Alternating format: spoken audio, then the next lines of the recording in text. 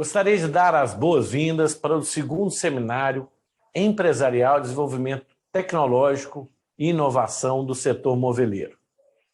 É muito importante que as nossas indústrias se atualizem a todo momento. As novas tecnologias surgem a cada segundo. Portanto, discutir tecnologia e inovação tem de fazer parte do nosso dia a dia. Por isso, gostaria de cumprimentar o Maurício e toda a sua diretoria pela iniciativa desse segundo seminário. Dizer que podem contar com a FIENG. A FIENG tem investido muito em levar tecnologia e gestão para as nossas empresas. Com certeza, durante o seminário, vocês vão discutir muito sobre tecnologias 4.0 e sobre as mudanças que estão por vir. Espero que os nossos especialistas ajudem e apoiem o seminário e consigam contribuir com uma transformação do setor. Lamento muito não estar presente, mas estou em uma missão para o Japão, onde vamos participar do Encontro Brasil-Japão, que no ano que vem será em Minas Gerais. Então vou receber oficialmente a chave do evento lá em Tóquio e trazê-lo aqui para as nossas Minas Gerais, evento que, na sua realização, trará empresários japoneses para conhecer e investir aqui no nosso estado. Apenas por isso, não estarei presente. Mas espero que as reuniões sejam proveitosas e vocês saiam deste seminário com a cabeça ainda mais aberta, mais arejada para as transformações. Lembrando que transformação é oportunidade. Vamos agarrar as oportunidades que surgem para nós todos os dias e desejo a todos novamente um extraordinário seminário e fica aqui mais uma vez o meu parabéns à diretoria do Sindimov por essa iniciativa, em especial ao Maurício. Desejo a todos um ótimo seminário. A história do Sindimov Minas Gerais começou em 1933, com as entidades representantes das indústrias de serraria e do mobiliário, sempre em parceria com a FIENG. Em 1989, houve a fusão das entidades, abrangendo assim todo o estado de Minas Gerais e fortalecendo a nossa representatividade. Dessa união, nasceu também um trabalho ainda mais fortalecido para garantir cada vez mais competitividade. Com estrutura pensada para atender diferentes demandas do dia a dia dos nossos associados, oferecemos soluções e suporte para sua atuação.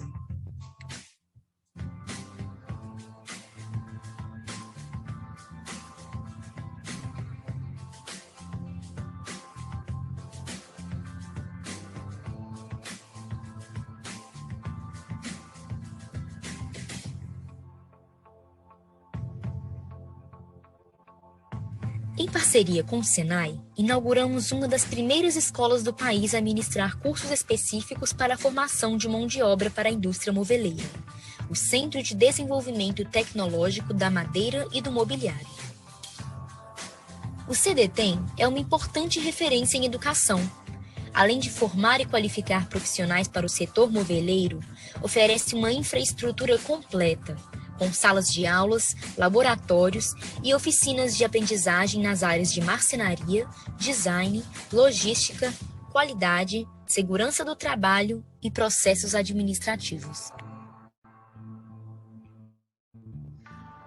O Sindimov Minas Gerais também oferece às empresas associadas uma gama de serviços e parcerias que permitem o avanço da indústria moveleira em Minas e no Brasil.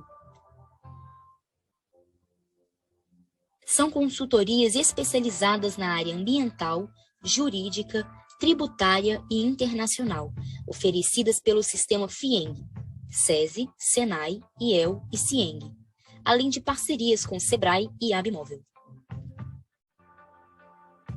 Nossos associados contam com convênios e podem aproveitar condições e valores diferenciados através dos nossos benefícios. Seguimos nessa jornada, cumprindo a missão de representar e fortalecer o setor com foco na defesa do interesse coletivo, incentivando o desenvolvimento social, cultural e tecnológico, por meio de ações que valorizem o empreendedorismo e a qualidade contínua dos nossos associados.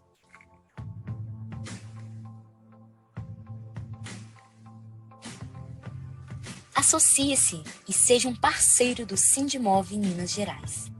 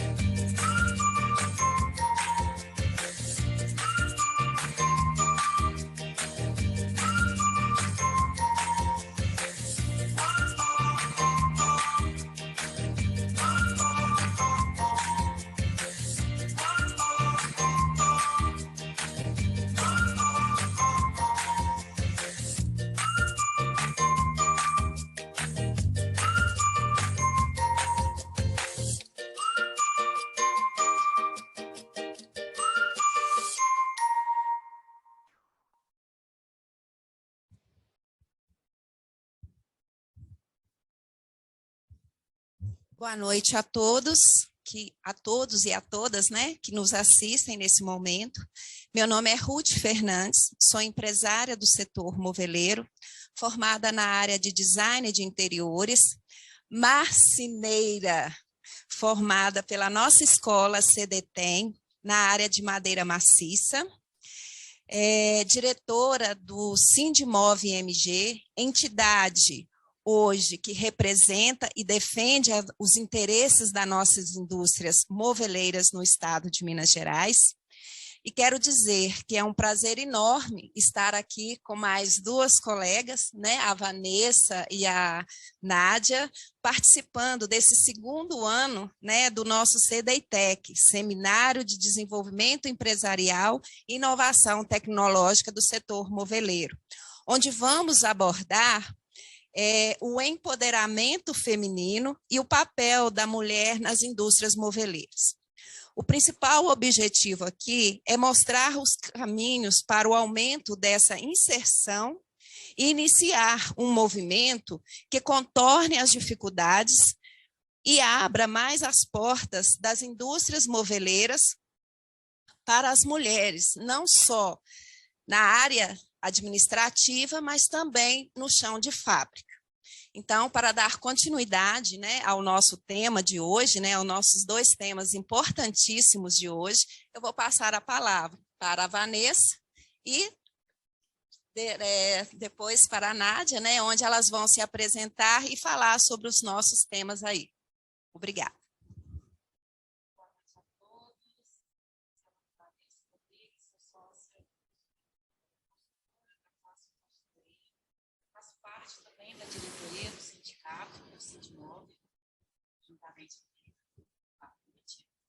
Em primeiro lugar, eu gostaria de agradecer novamente a oportunidade de estar participando desse segundo seminário. É a nossa segunda participação da fase consultora desse seminário. Seminário que tem tomado proporções de grande importância e desenvolvimento e colaborando para o nosso setor moveleiro.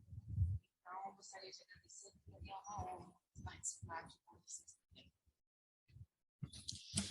Boa noite a todos. Meu nome é Nádia, Nádia Lima.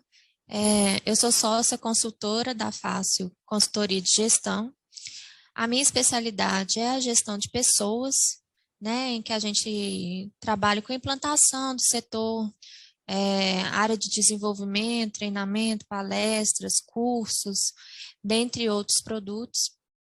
E hoje nós viemos para falar de um assunto que é muito sensível para a gente, eu e a Vanessa, desde o início, desde quando a gente pensou em empreender, né? A gente sempre teve esse olhar de duas mulheres empreendedoras na indústria moveleira, que é onde a gente atua, né? Então, hoje está sendo muito importante para a gente, uma grande emoção a gente poder trazer esse conteúdo aqui. Eu gostaria que colocasse os slides, por favor. Então, as apresentações já foram feitas. Eu gostaria, antes de adentrar ao empoderamento feminino em si, contextualizar, né? Porque antes de nós, tiveram várias mulheres que lutaram para a gente ter hoje o direito de estar inserida no mercado de trabalho, de atuar como estamos hoje. Então, eu trouxe alguns fatos importantes na história do Brasil. Então, em 1827, meninas são liberadas para frequentarem a escola. Eu não estou conseguindo ler ali. Então, somente em 1827, as meninas são liberadas para ir para a escola. Antes, só os meninos podiam ir. E hoje, no Brasil, nós somos maioria nas faculdades. Então, hoje, mesmo que tardia o nosso direito de estudar, hoje nós somos 25% dentro das faculdades, enquanto que homens são 18%. Outro dado importante em 1879, as mulheres conquistaram o direito de acesso à faculdade. Então, apenas em 1879 que a gente pôde entrar numa faculdade para estudar, para ter um diploma, para a gente ter uma profissão. E mesmo assim, não é porque foi autorizado, nos deram esse direito, que de fato a gente pôde ir. Né? Porque não é assim que ocorre com as mulheres, né? A gente com muita luta, mesmo a gente tendo direito, com muita luta que a gente usufrui dele, né? Em 1932, as mulheres conseguiram o direito ao voto. Então, também com muita luta, nós conquistamos o direito ao voto, que foi de extrema importância para o cenário que a gente vive hoje, porque através do voto a gente consegue colocar mais representantes que conseguem legislar para que a gente consiga ter facilidades de exercer o direito de trabalho, dentre outros, claro. Em 1962, é criado o Estatuto da Mulher Casada. É até engraçado quando a gente para pensar que teve de haver um estatuto para que as mulheres casadas pudessem trabalhar sem que os maridos autorizassem. Só que, infelizmente, a gente sabe que tem mulheres até hoje nessa situação.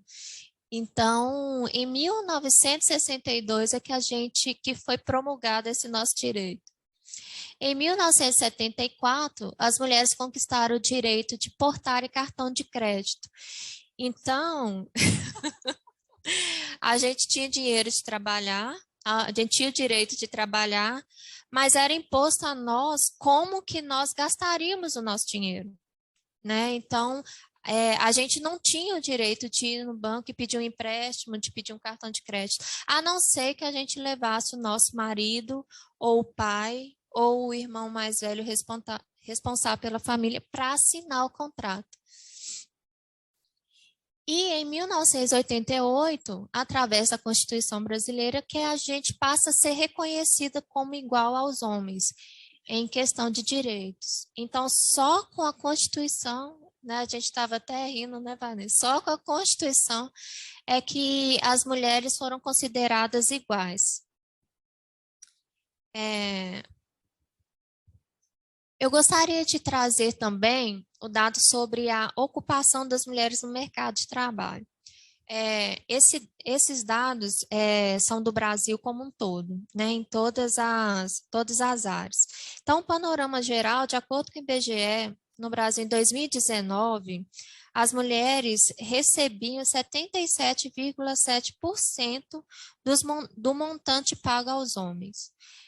Esse dado é muito importante, porque o que ele quer dizer é que hoje, quando uma mulher exerce o mesmo cargo, as mesmas atividades, com a mesma carga horária, com a mesma responsabilidade, a gente recebe, em média, 30% menos. E quando a gente sobe hierarquicamente, essa porcentagem aumenta. De gestão, né? Isso chega até 70% aí de diferença. Então, ou seja, se uma mulher CEO de uma empresa, ela recebe com certeza pelo menos 40% menos que fosse um CEO homem da mesma empresa. Eu posso fazer uma pergunta?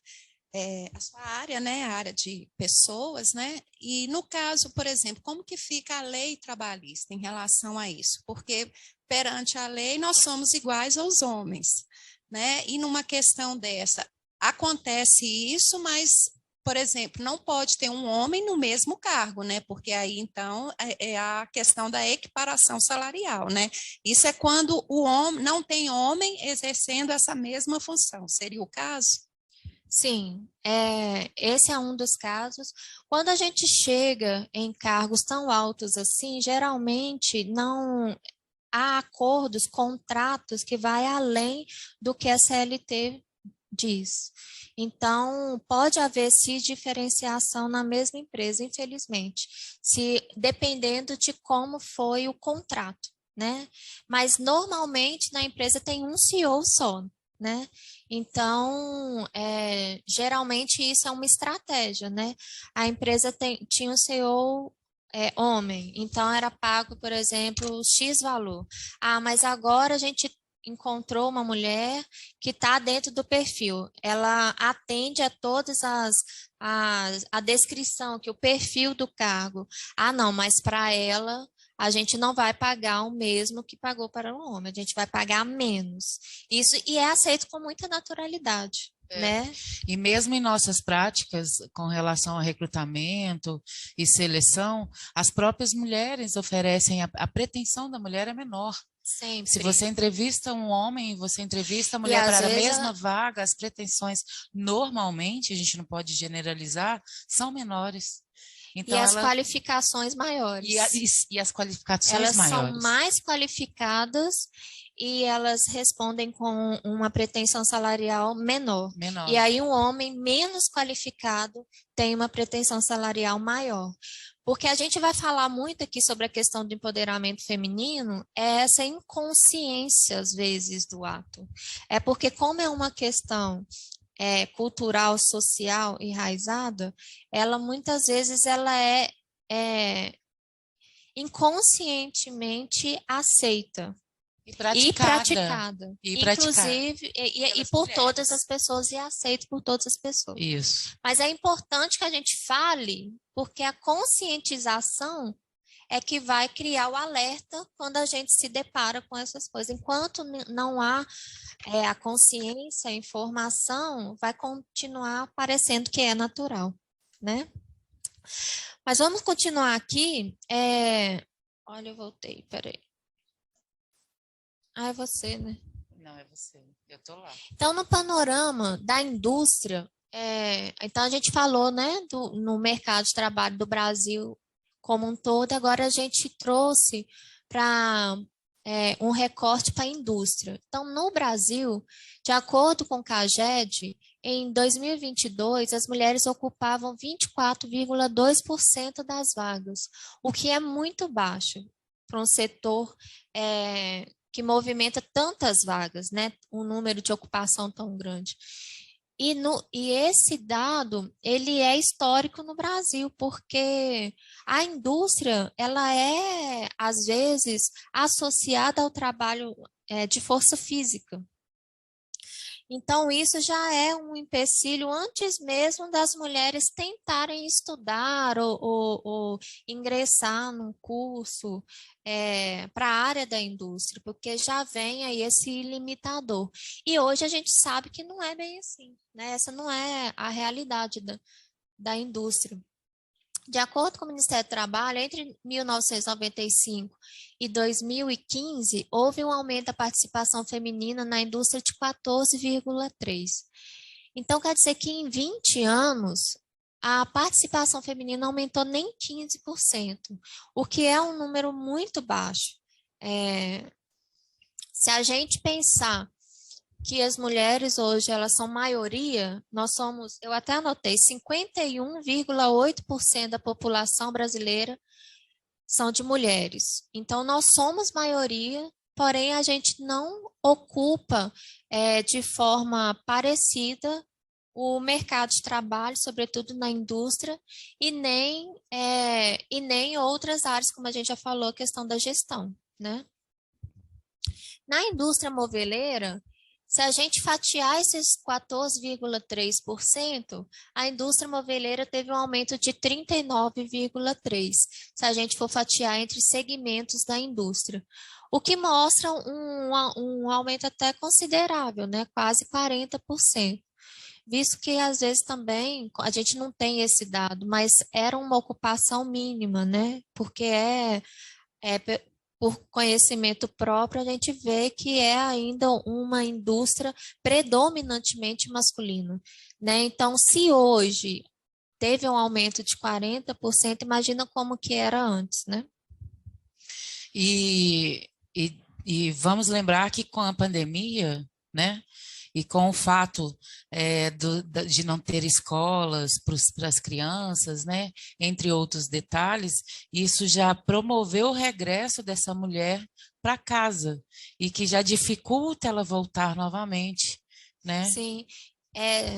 Em 2020, se não me engano, era 25, alguma coisa de mulheres na indústria.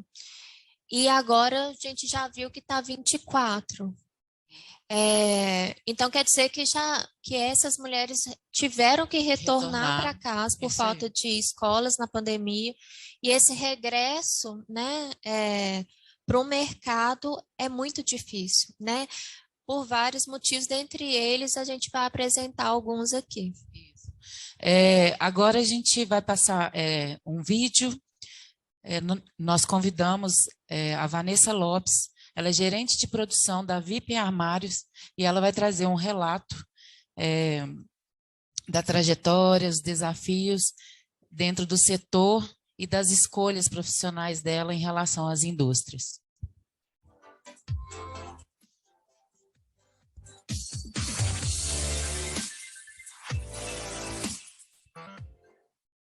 Boa noite, meu nome é Vanessa, eu sou gerente de produção do Grupo VIP e fui convidada essa noite a contar um pouquinho da minha história nesses 13 anos no ramo moveleiro. A minha história inicia em 2009, quando iniciei o curso no Senai. Quando eu fiz a inscrição, eu não contei para minha família qual curso que eu tinha escolhido, porque eu sabia, né, da rejeição que eles teriam da profissão, e só contei quando eu fiz a prova e passei. E mesmo assim foi uma surpresa para minha família, porque o curso era considerado um curso masculino, né? A gente não conhecia mulheres na área. E em 2010, eu fiz uma entrevista de emprego na VIP Armários, junto com outro amigo meu que fazia Senai também, e nós dois fomos contratados a fazerem parte da equipe. A gente começou a aprender, né? Tinha uns marceneiros que nos ensinavam, né? A montagem dos móveis. Nós ficávamos mais por conta dos caixotes, mexendo com cozinha, banheiro, enquanto os marceneiros pegavam os móveis mais complexos. E uma vez, né, surgiu uma oportunidade de a gente visitar o Senai, né, para poder rever, né, os professores.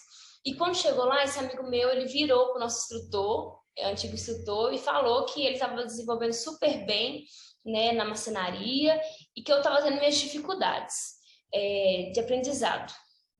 porque eu era mais devagar mesmo na época, mas eu focava muito na questão do acabamento, né?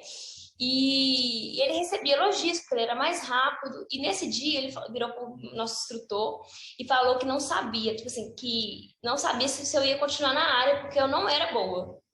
Que era muito bom, mas eu não era. E eu não falei nada, né? Porque, no fundo, né, ele tinha recebido vários elogios mesmo do encarregado, eu não. Mas eu sabia do meu potencial. Então, a partir daquele dia, né, eu decidi que eu ia dar o meu melhor, o máximo que eu pudesse. E um dia depois eu cheguei aqui na fábrica fazendo tudo que eu podia, o mais rápido que eu podia. Eu fui começando a desenvolver, né? Eu ficava em cima dos marceneiros, pedia ajuda, né? E toda vez que eu lembro que toda vez que chegavam alguém de fora para fazer qualquer coisa aqui na fábrica, perguntavam para eles, né? Falavam assim, nossa, essa menina sabe fazer alguma coisa? Eles assim, sabe, tá aprendendo, né? Então, no início foi muito difícil mesmo, até com meus colegas de trabalho, né? Quando eu precisava de ajuda para carregar alguma coisa, né? Alguns viravam para mim e falavam assim, ué, mas você não decidiu trabalhar no meio de homem? Então você tem que se virar. Mas mesmo assim me ajudavam, né? E eu não ligava para esse tipo de comentário, porque tinha sido o lugar que eu tinha escolhido ficar. Né? Eu tinha escolhido aquela profissão. Durante o curso do Senai eu aprendi a amar a profissão e eu decidi que eu iria tentar. E eu ia fazer o melhor que eu pudesse. Eu fui desenvolvendo, eu fui a pessoa, né, funcionário, a ganhar a classificação com menos tempo. Com 1 ano e 2 meses eu já ganhei minha classificação de marceneira. Eu ficava extremamente orgulhosa, porque eu sabia que eu poderia chegar mais, né, e mais longe. E a partir daquilo, eu comecei a me esforçar mais, porque eu queria conseguir outros lugares, né? Eu até brincava com os meninos, assim, um dia eu vou ser encarregada daqui. E aí surgiu uma oportunidade para trabalhar na máquina de CNC, né? Porque o menino ia entrar de férias, né? Eu aprendi, me virei, né? E foi muito bacana, né? Eu pude trazer outros conhecimentos, aprender novas coisas que na banca eu já não tinha a oportunidade, né? Como os setores aqui eram bem divididos, então cada setor tinha a sua função. Então eu trabalhei um tempo, decidi sair da equipe, ir para uma outra marcenaria, né? Agregar novos conhecimentos. Mas aí eu fui chamada, depois de 1 ano, a voltar a fazer parte da equipe. Voltei como marceneira. Precisaram de mim novamente, né, na CNC. E eu trabalhei lá por 5 anos. Aproveitando a oportunidade, né, que era um setor novo da empresa, né, que era o centro de usinagem. Então, desenvolvi, pesquisei e tentei desenvolver o máximo que eu podia naquele setor, né, para poder mostrar que eu era capaz, independente de qualquer lugar que eu estivesse.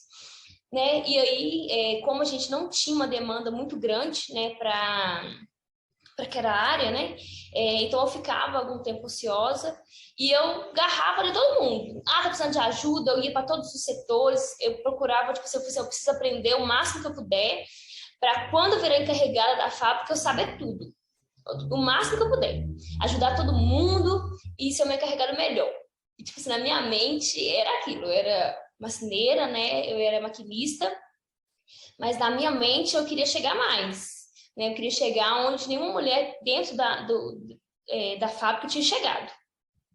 E aí eu agarrava no encarregado, falava com ele assim, olha, me ensina, o que você está fazendo, você está precisando de ajuda. E ele me ensinou, né, a fazer listagem de peças, a como identificar as peças, como montar as peças, né, vamos supor, do projeto. E então, quando ele não estava aqui, eu ia lá fazer projetos, né, e fui desenvolvendo, aprendendo muitas coisas.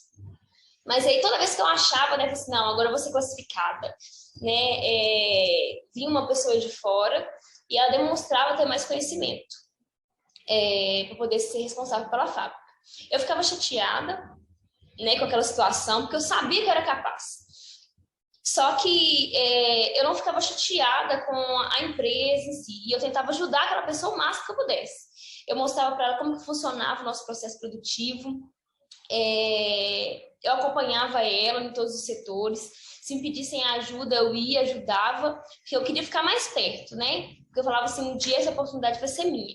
E eu queria também aprender com essas pessoas, né, que passaram, o que elas traziam, o que elas tinham que eu não tinha e eu poderia agregar na empresa, né? Então eu buscava conhecimento, né?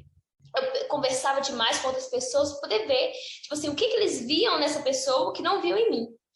E aí eu fui aprendendo mais coisas, né? Fui abrindo minha mente, né? Eu passei por essa situação umas 3 vezes, mas eu agarrava na pessoa mesmo, estava ali o tempo todo para poder ajudar ela e ver o que eu poderia fazer para o meu crescimento. E aí eu tive a oportunidade de assumir o processo produtivo, né? Faz 4 anos, né, que eu sou gerente de fábrica. Eu acompanho desde a entrada do projeto na fábrica até a entrega na casa do cliente, né? Então, esse processo todo de programação de fábrica, né, semanal, plano de corte, acompanho todos os setores, todas as máquinas que nós temos hoje. Eu acompanho os marceneiros, né, mostrando para ele como que funcionam os projetos, né, mostrando para eles, tipo assim, se tem alguma coisa diferente que eles podem fazer, algo que eles podem fazer para melhorar. E o setor final, que é o nosso setor de qualidade, né, eu acompanho esse setor também. E hoje, né, se for parar para poder pensar, a empresa cresceu bastante, e o time que a gente tem hoje, ele é composto por muitas mulheres, né? Todos os setores hoje da empresa, né, do Grupo Willi, tem mulher que está mostrando que são capazes mesmo de assumir setores que antigamente eram setores masculinos mesmo, né? Que achavam que uma mulher não poderia cortar, não poderia filetar, né? Porque é muito pesado. Hoje não, né? Hoje nós vemos que a mulher ela se encaixa em qualquer lugar que ela quiser, né? Igual as pessoas sempre falam, né? Lugar de mulher onde ela quiser. E hoje nós podemos ver isso, né? Nosso setor de qualidade hoje é composto só por mulheres. Todas as máquinas hoje que nós temos, que é corte, pletação, usinagem, nós temos uma mulher no setor, responsável pelos setores. Então, tipo assim, a empresa ela está crescendo e ela está vendo que hoje, né, o profissional bom não é só o homem, né? O profissional bom é aquele que quer, independente de qualquer situação, né? Então, a gente está passando, né, por várias mudanças. Né, sempre que temos oportunidade mesmo, né, nós contratamos sim, né, mulheres, elas são responsáveis, né, elas têm aquela garra de querer mais, né, e até hoje mesmo, né, quando eu falo, né, quando alguém me pergunta o que eu sou, eu falo que eu sou gerente de produção, as pessoas falam assim, mas nossa, e deu certo? Deu certo. Porque faz 13 anos, né, que eu estou no setor, e hoje eu vejo que, tipo assim, que graças a Deus teve pessoas que confiaram no meu trabalho, confiaram que eu era capaz, sim, de chegar onde que eu estou, né, e eu tenho muito a agradecer, né, não só pro Renato, né, o Douglas e o Rodrigo, né, que são os responsáveis pela fábrica, mas agradecer também outras pessoas que me incentivaram, como a minha família, né, me incentivaram a querer crescer. E toda vez que eu falo, eles me incentivam a querer mais, né? Hoje também, depois que eu fiz o curso de marcenaria, minha irmã também, 2 irmãs também fizeram, né? Uma decidiu não continuar na área, uma é marceneira e é formada em design de interiores. Eu tenho uma prima também, né? Que ela veio, ela trabalhou conosco e hoje ela é projetista, né? Do Grupo Willi também. Então, tipo assim, a gente vê, hoje eu vejo que quando eu entrei, não tinha referência, né? Tipo assim, uma referência, fala assim, não vai mesmo, vai dar certo. Não tinha essa referência de uma mulher na área poder iniciar o processo, ser mais fácil, né? A gente achar que é mais fácil.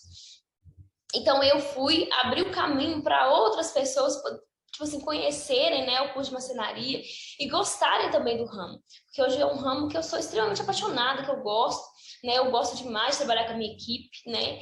E é muito maravilhoso, né? Eu acho que todas as empresas, né, tinham que estar com a mente aberta, né? Igual o Renato, né, o seu Renato Cunha na época, né? Ele estava com a mente aberta, que independente do gênero, né? Nós também éramos capazes de fazer aquilo que outros fizeram, né? Então, tipo assim, eles nunca tiveram medo mesmo de contratar mulheres para o seu setor. Tanto que hoje, né, igual eu falei, metade da minha equipe é mulheres. Então, é um ramo que está crescendo, né? É um ramo que, tipo assim, tem muito a crescer, tem muito a agregar, né? E nós, mulheres, né, nós podemos, sim, né, crescer, ser mais, ser aquilo que a gente quiser, independente do setor, né, que a gente está. E eu agradeço mesmo a oportunidade de poder contar um pouquinho da minha história, né, e para vocês verem, né, aonde que eu cheguei através da minha força de vontade, né, e com a ajuda de outras pessoas também.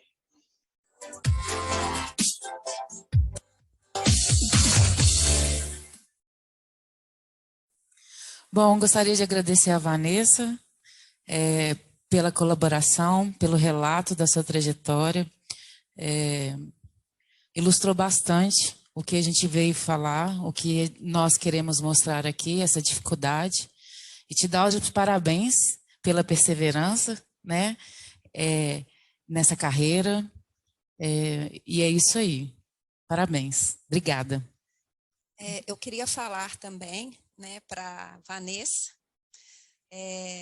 que você é um exemplo, né, dentro do nosso setor moveleiro. Parabéns, né, por querer. Eu anotei aqui, né, duas frases que você falou ali. Um dia eu vou ser encarregada dessa empresa. Um dia essa oportunidade vai ser minha. Então, isso se resume o quê? Querer é poder. E dentro disso que você coloca, está dentro do nosso tema. Você se empoderou. Você tomou posse daquilo que você realmente queria, independente do que as pessoas pensassem de você. Então, é muito bacana, né, a gente ver isso. Nós, mulheres, estando aonde realmente nós queremos estar. Parabéns, né, a você, parabéns também ao grupo VIP, né, que deu essa oportunidade e que acreditou em uma mulher. Parabéns.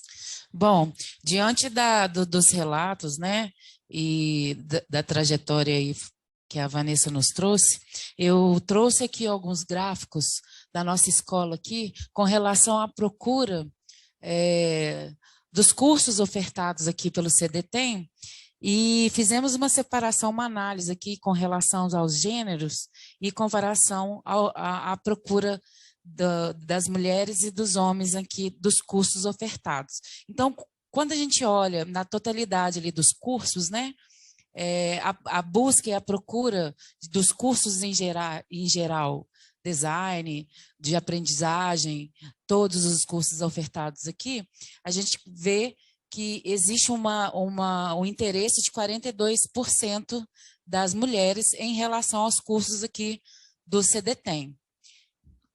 Mas quando a gente olha o curso de aprendizagem industrial aqui dentro da escola, nós conseguimos enxergar que existe 50% das meninas, né, das mulheres ali com interesse em aprender os cursos de aprendizagem da marcenaria de planejados, da marcenaria da madeira maciça, né?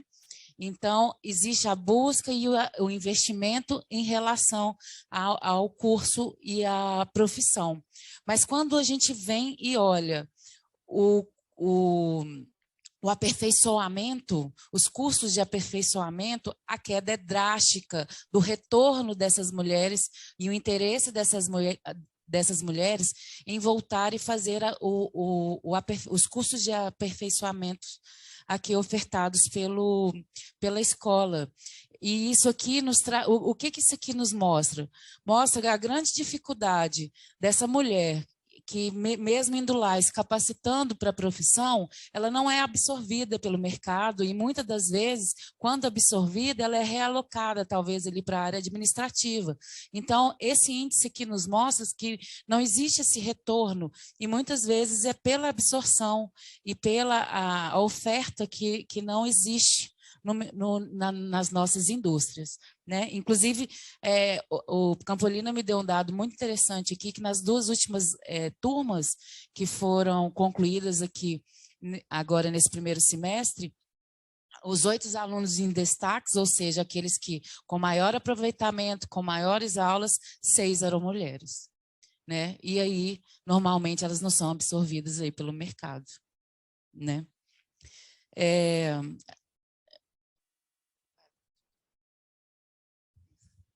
Então,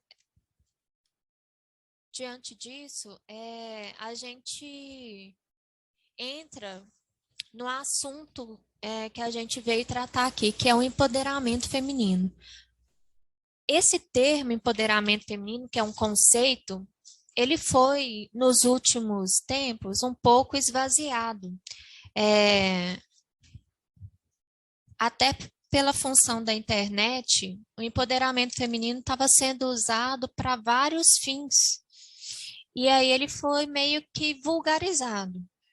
Foi perdendo o sentido, Foi né? perdendo o sentido. Do conceito em si. Então, a gente queria trazer aqui uma retomada do conceito em si de empoderamento.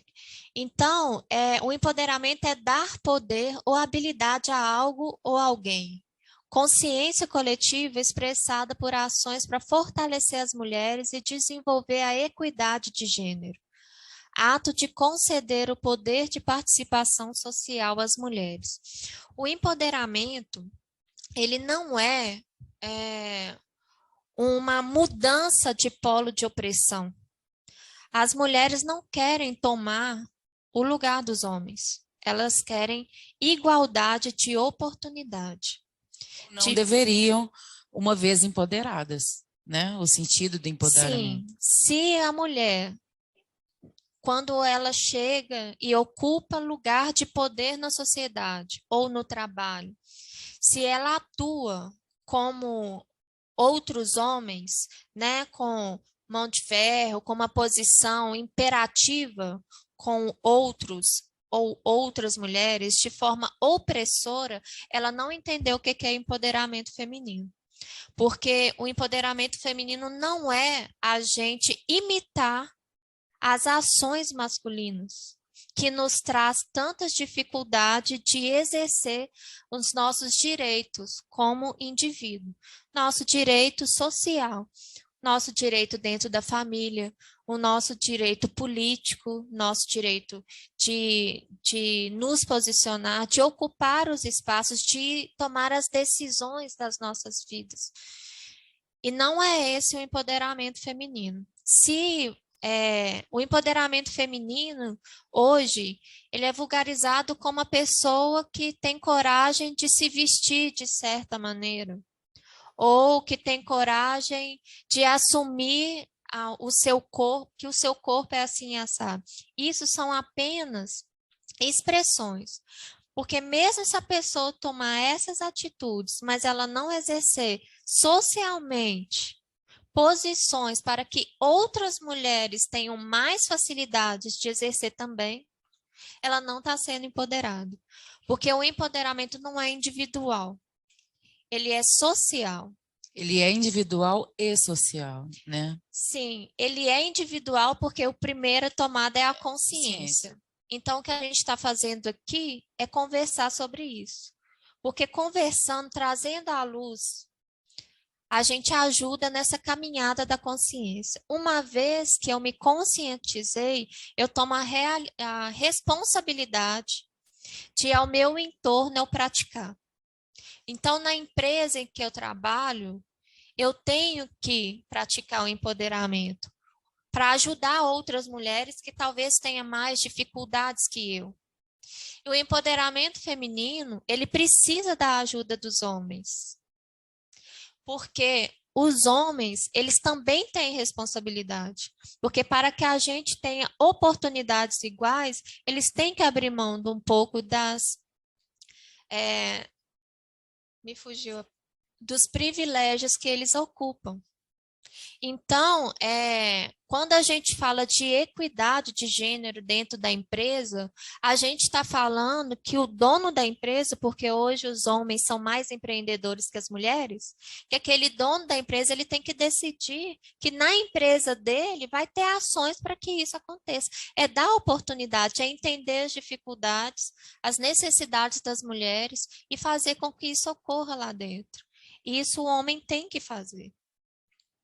Então, e a mulher empoderada é aquela que ela toma consciência, que ela pratica e que ela exerce socialmente aquilo. Isso que nós estamos fazendo aqui nesse momento, né, ocupando um espaço de uma escola, de uma indústria extremamente masculina, é uma forma de empoderar outras mulheres. O que a Vanessa fez de peitar e começar uma profissão que a própria família dela achava masculina, é uma forma de empoderar. E aí ela trouxe a irmã, aí ela trouxe a prima, e aí ela montou uma equipe que metade são de mulheres.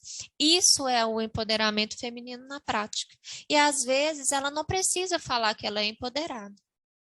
Né? Então, a gente queria trazer um pouco do conceito, falar um pouco, porque o empoderamento feminino, ele é muito mais do que, às vezes, a indústria da estética prega, né? Do que a música prega, né? E é uma questão muito mais ampla e muito mais complexa. E com isso, um conceito tão importante, porque o empoderamento é em todas as causas, né? Não é só o empoderamento feminino.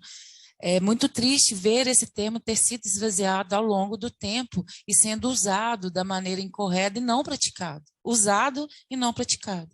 Então, é muito importante a gente trazer esse conceito à luz, até mesmo para avaliação dos nossos atos, o que fazemos para contribuir com esse empoderamento, né? Porque o empoderamento, como disse a Nádia, o empoderamento ele é individual e social, ele não é somente individual. Então, não adianta eu ser empoderada na minha casa, não adianta eu ser empoderada no meu trabalho e saber que em algum momento alguma mulher vai passar alguma situação e eu não estou fazendo nada por isso. Ou em algum momento eu vou passar por essa situação e vou estar sozinha. Sim, porque a mulher, quando ela aponta o dedo, né, e ela toma para si essa posição de opressão, né, imitando uma postura masculina com outra mulher, ela não quer dizer que amanhã ela não possa estar sofrendo aquilo que ela ajudou. Porque nós não estamos protegidas disso.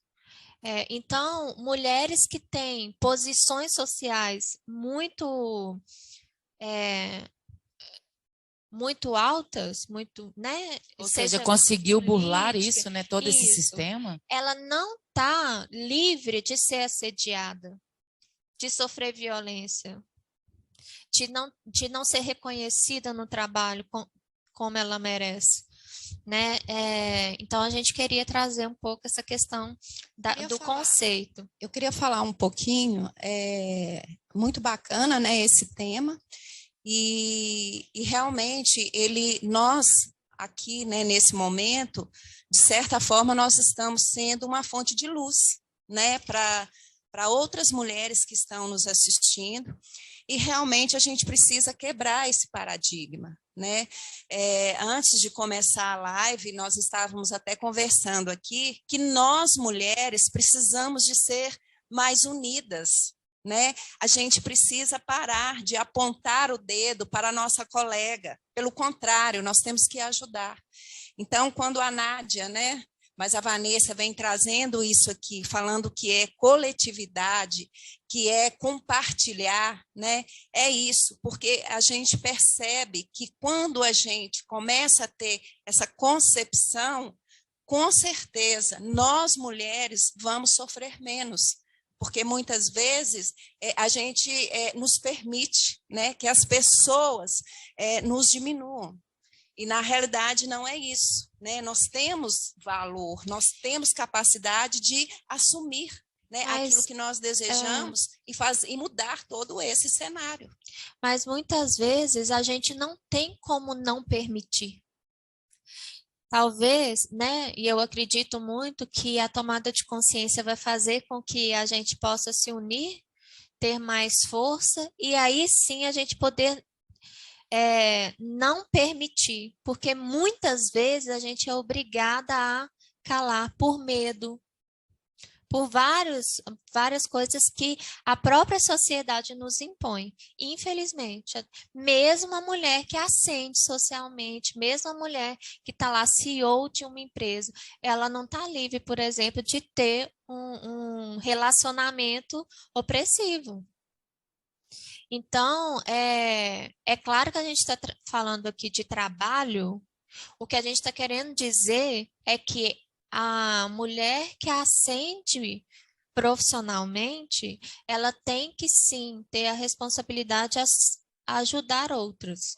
Então, a Vanessa trouxe também esse link de que é algo que ela já pratica, que ela está no mercado, na indústria moveleira, então venha mais mulheres para cá. Eu sou uma pessoa que consegui, que enfrentei muitas dificuldades, eu abri caminho, então agora uma flechinha aqui da porta já está aberta, então vem comigo, né? Isso, e com isso a gente vem trazendo os princípios, né, básicos, né, Nádia? A gente trouxe aqui os princípios da ONU Mulher. A ONU fez uma lista com 7 princípios para as empresas trabalharem em prol do empoderamento feminino. Então, primeiro, é estabelecer liderança corporativa sensível à igualdade de gênero no mais alto nível. O que isso significa? Significa que o dono da empresa, o CEO, a alta gestão tem que estar comprometido com a equidade de gênero na empresa. Não adianta, mas é muito difícil quando isso vem hierarquicamente, de posições mais baixas hierarquicamente. Isso tem que ser um compromisso da empresa. Isso tem que estar na estratégia da empresa. Da missão, dos da objetivos. cultura. Isso tem que ser um indicador, sabe? Uma meta empresarial. Então, por exemplo, a Vale.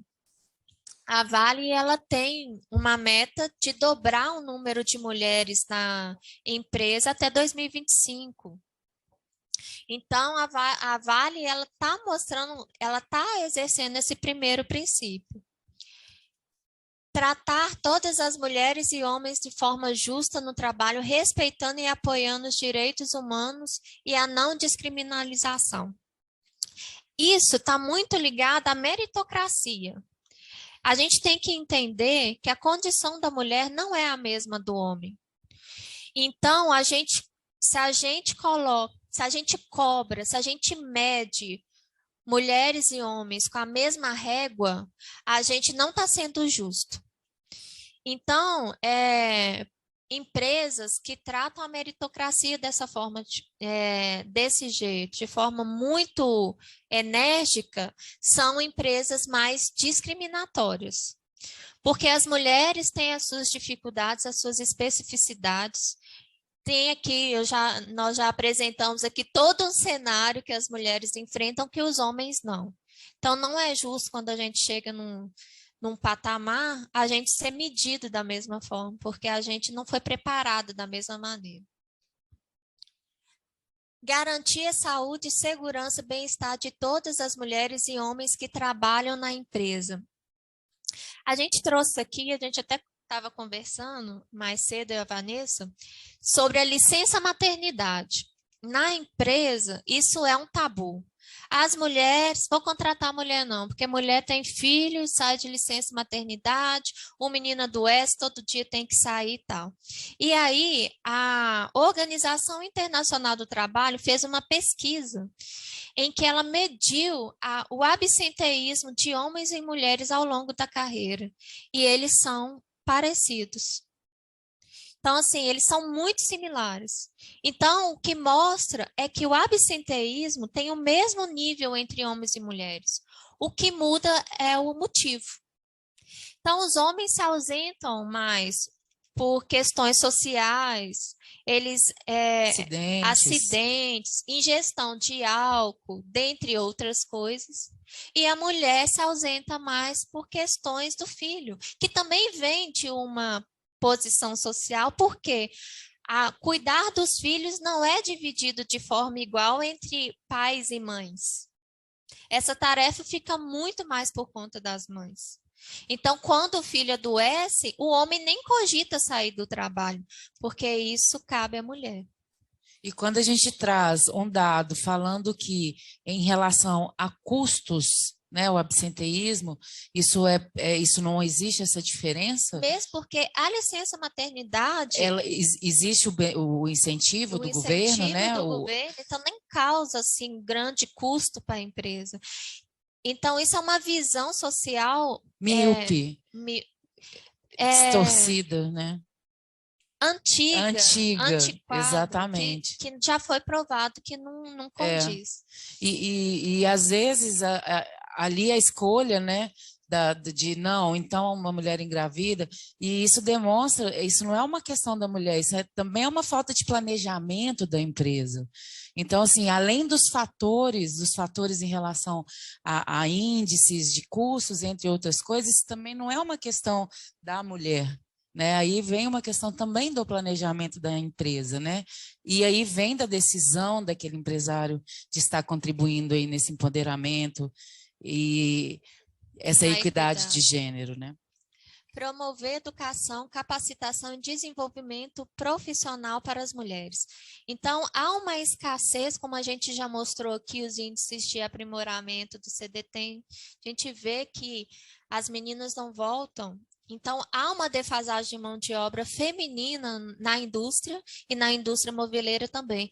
E, como disse o Ricardo na terça-feira, ele falou muito, mostrou sobre a questão da queda da qualidade de ensino no Brasil. Então, as empresas têm que entender e tomar para si a responsabilidade de desenvolver e treinar os seus funcionários, porque a questão da mão de obra é muito sensível em todos os âmbitos da indústria. Mas não adianta fazer um plano de treinamento sem considerar as dificuldades, as especificidades de cada um, como a gente já disse aqui. Porque as mulheres têm que enfrentar um caminho de obstáculos muito maior que dos homens. Então, talvez nesse caminho ela tenha perdido a capacidade de se desenvolver. Então, talvez precise de ter um plano mais sensível a essas diferenças. Apoiar empreendimentos de mulheres e promover políticas de empoderamento das mulheres através das cadeias de suprimento e marketing. Isso volta lá no primeiro de estabelecer liderança corporativa, é o dono, é o CEO, é a alta gestão falar, não, dentro da nossa cadeia de suprimentos, nós vamos privilegiar empresas empreendedoras mulheres. Né? O que a gente pode fazer aqui dentro da prática da nossa cadeia de suprimentos, para a gente ajudar a nossa comunidade e trazer mais mulheres para ser nossas fornecedoras, né? E fazer propaganda disso, né? Porque isso tem que ser noticiado, que é uma ação da empresa, isso tem que ser informado internamente para os funcionários de que essa é a cultura da empresa, essa equidade também nos seus fornecedores. Promover a igualdade de gênero através de iniciativas voltadas à comunidade e ao ativismo social. Isso aqui está voltada também à questão do marketing. É a empresa promover essa discussão. Então, dentro das suas mídias, da sua comunicação interna e externa, ela promover ações que mostram que a empresa é sensível a isso, porque a gente está falando aqui de conscientização. Quando a empresa ela usa do seu privilégio, seu prestígio, para falar, olha, estamos investindo nisso. Então, outras empresas também vão olhar e falar assim, olha, então isso é legal. Então, também vou investir. Talvez a gente devesse prestar atenção nisso. Eu apertei sem querer. E, por último, medir, documentar e publicar os progressos da empresa e promoção da igualdade de gênero. Nos Estados Unidos e na Austrália,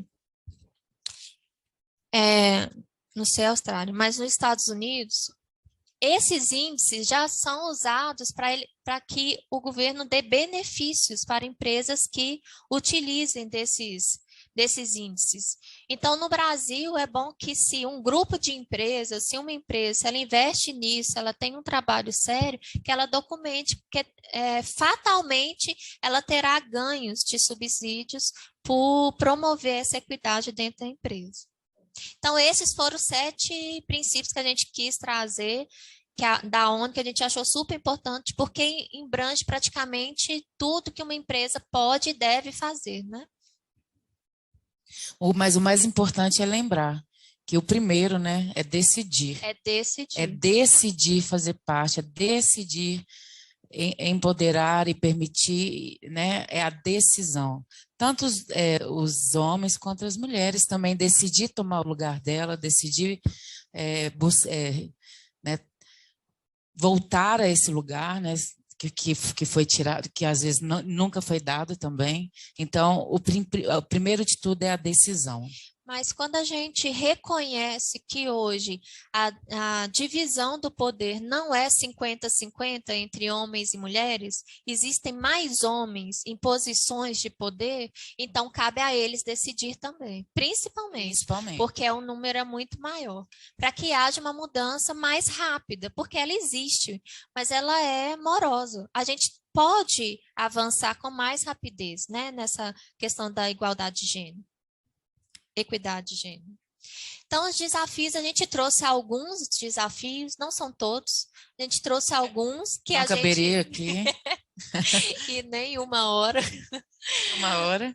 Eu e a Vanessa, a gente está nesse mercado, né? Na indústria moveleira. A Vanessa a vida toda, né? Eu há mais de uma década, então a gente já passou por muita coisa, já vivenciou muitas histórias, né? E aí a gente trouxe aqui, atribuir à mulher melhor capacidade de produção. A Vanessa mostrou isso, né, Vanessa, no vídeo, que ela... E a gente vê muito isso na empresa, né? Colocar na mulher uma incapacidade de produção, como se ela não tivesse a mesma capacidade de produzir. Isso é também uma ideia antiga, né? Hoje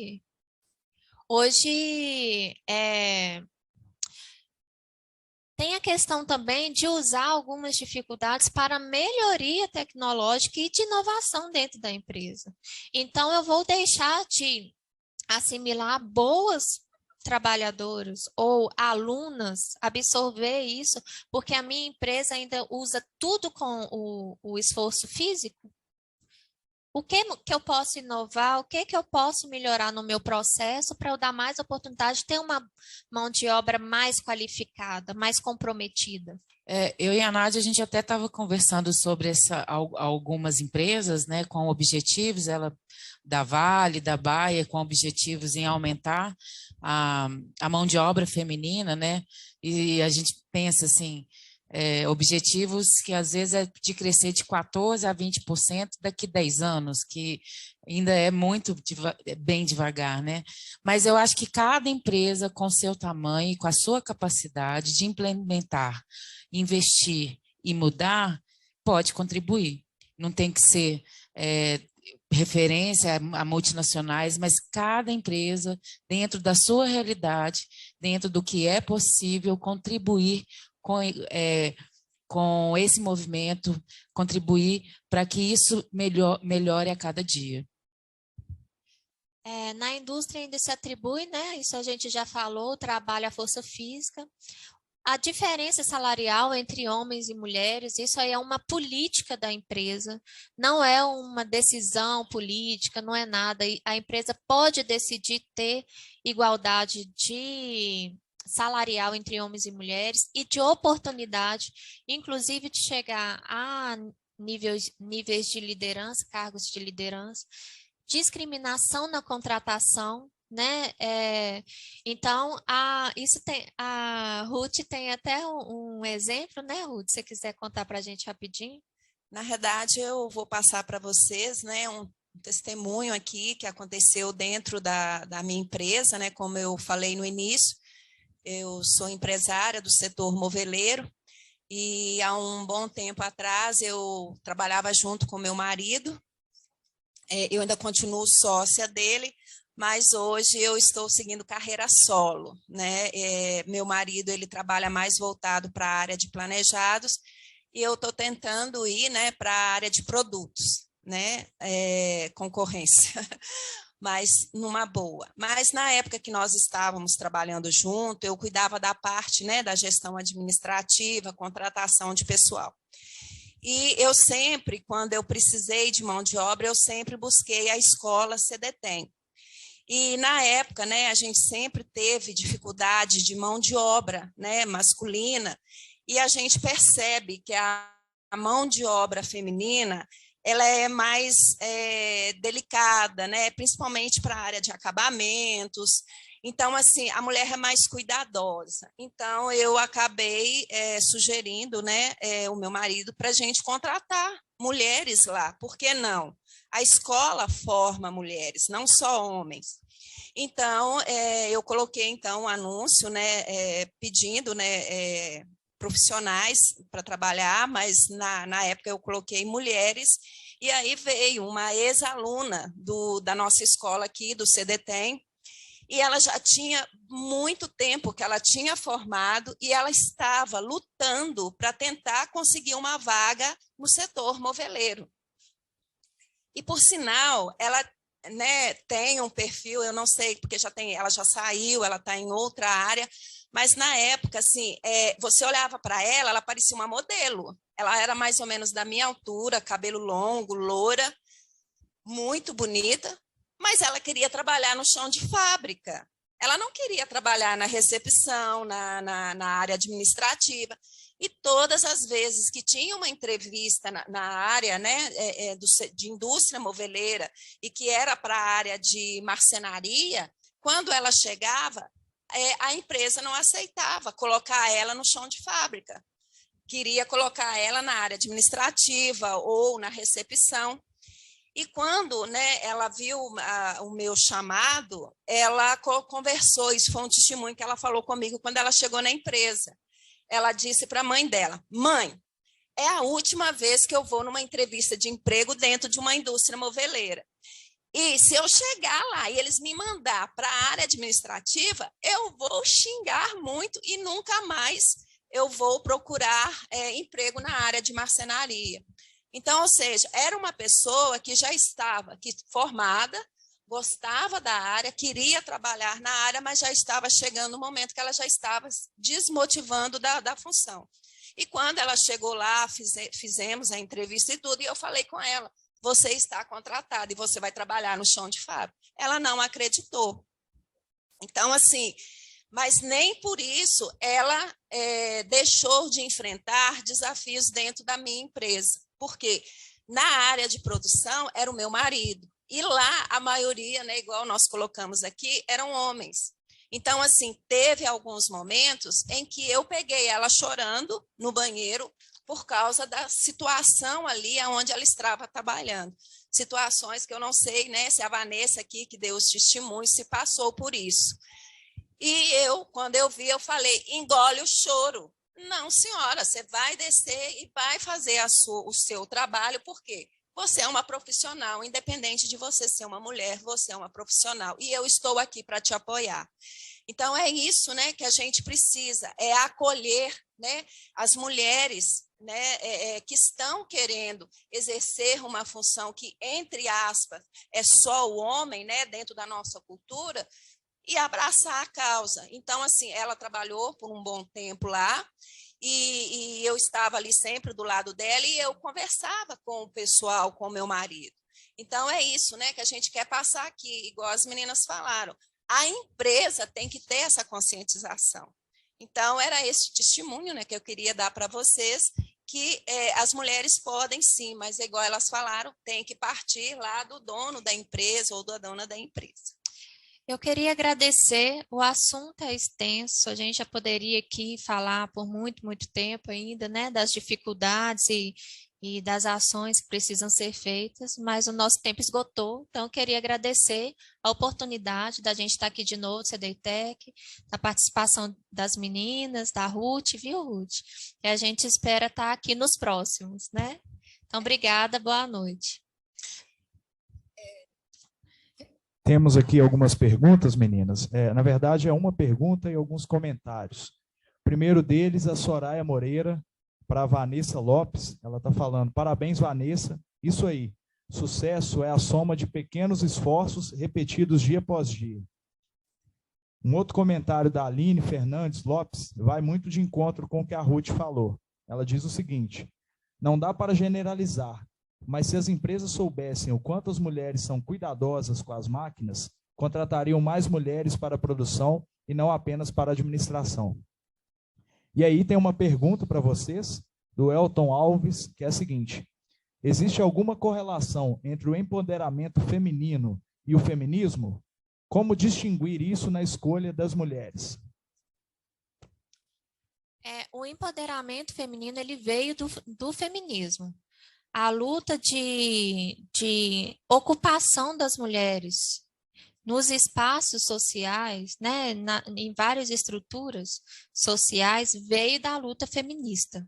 Mas o empoderamento feminino não é feminismo, são coisas diferentes. O feminismo, ele luta por várias causas. O empoderamento feminino é uma questão que é individual e social. Social. Então, o empoderamento feminino, ele veio, sim, da luta feminista, mas ele não é o feminismo, são coisas diferentes. Ok, meninas. Gostaria de agradecê-las, né, por esse brilhante conteúdo. Acho que eu me arrisco a dizer que hoje foi o dia mais emocionante, na verdade. Foi muito bom mesmo, estou aqui nos bastidores vendo, né? E a gente vê a empolgação e a garra com que vocês falam, é algo muito bonito e realmente, assim, toca a indústria do jeito que ela precisa ser tocada, né? Então, o CDTEM está aqui levantando essa bandeira também, né? Nós estamos defendendo isso todos os dias, no nosso discurso e nas nossas ações, e tê-las aqui conosco, debatendo, igual vocês falaram, né, é um tema muito extenso, ainda cabe várias e várias e várias rodadas, mas essa já deu uma degustação muito pertinente assim, do que a gente precisa fazer. Então, muito obrigado a todos vocês, tá? Abrilhantou demais o nosso evento, não tem nem palavras. Muito obrigado. A gente que agradece. A gente que agradece. Eu queria pedir, né, falar para vocês, igual eu formei, né, na área de marcenaria, eu estou em carreira solo e estou buscando mão de obra feminina para minha empresa. Bem lembrado. Então, alguém, né, que tiver formado aí no CDTEM, na nossa escola maravilhosa, pode fazer contato aí, né, com o nosso amigo aí, o Campolina, na nossa escola. Eles têm o meu contato e podem me procurar. Estou buscando, viu? E quero fazer um trabalho bacana aí com as marceneiras de Minas, que fazem móveis. Ok? Obrigada, viu, pessoal? A gente que agradece. Estamos chegando aqui ao final do dia de hoje, né? E também caminhando para o final do nosso seminário. Amanhã a gente tem o último dia. Nós vamos falar de design, a importância estratégica do design na indústria. Vamos falar direto lá da Casa Cor, né? Então, a nossa transmissão de 8 às 9, como foram os outros dias. E vamos lá. Muito obrigado a todas, né? E boa noite a todas e todos também. E vamos junto. Um abraço.